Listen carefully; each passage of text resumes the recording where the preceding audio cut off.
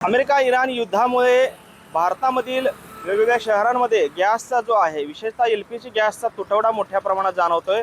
त्याचाच फटका आता रिक्षा चालक जे एलपीजीवरती आपली रिक्षा चालवतात त्यांना बसलेला पाहायला मिळतोय। खरं तर आपण पाहतो एलपीजी पेट्रोल पंप आहे आणि त्याच्या बाहेर रिक्षा ज्या आहेत त्या ठिकाणी त्याच्या रांगा लागलेल्या आपल्याला पाहायला मिळतात, कारण गेल्या अनेक दिवसांपासून एलपीजी गॅस मिळत नसल्याने हे रिक्षा चालक जे आहेत ते त्रस्त झालेले आपल्याला पाहायला मिळतात। आपल्यासोबत काही रिक्षा चालक आहेत। मामा, काय परिस्थिती आहे? गॅस संपलाय, कधीपासून संपलाय गॅस? आता गॅस आमच्या रिक्षात दोन तीन दिवस झाले बंदच आहे गाडी।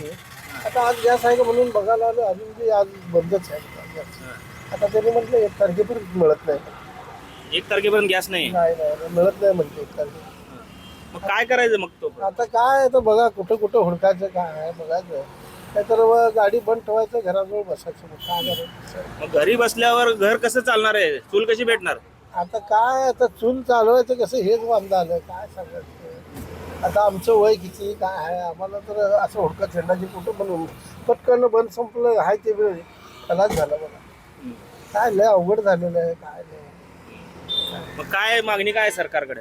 सरकार काय आता काहीतरी व्यवस्था करायला पाहिजे आम्हाला। म्हणजे कसं रिक्षावाल्यासाठी करून खाणारे लोक लई आहेत आपल्या सोलापुरात, त्यांच्यासाठी काहीतरी व्यवस्था करायला पाहिजे।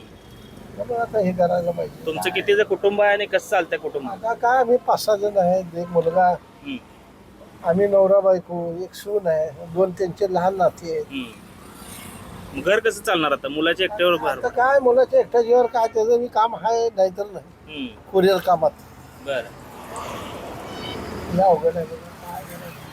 पण पाहतोय खरं तर हे छोट्या रिक्षा चालकांवरती मोठी कुऱ्हाड जी आहे बेरोजगारीची ती कोसळलेली आहे, कारण गेल्या अनेक दिवसांपासून गॅस मिळत नाही आहे आणि आता 1 तारखेशिवाय एलपीजी गॅस रिक्षामध्ये भरण्यासाठी मिळणार नसल्याचं पेट्रोल पंप चालकांनी जाहीर केलेलं आहे। त्यामुळे आता दिवस कसा काढायचा आणि घरातले चूल कशी पेटवायची हा प्रश्न जो आहे तो या रिक्षा चालकांवर निर्माण झालेला आपल्याला पाहायला मिळतोय। कॅमेरामॅन विनोद उमनाबादकरसह सागर पूर्वसे, TV9 मराठी, सोलापूर।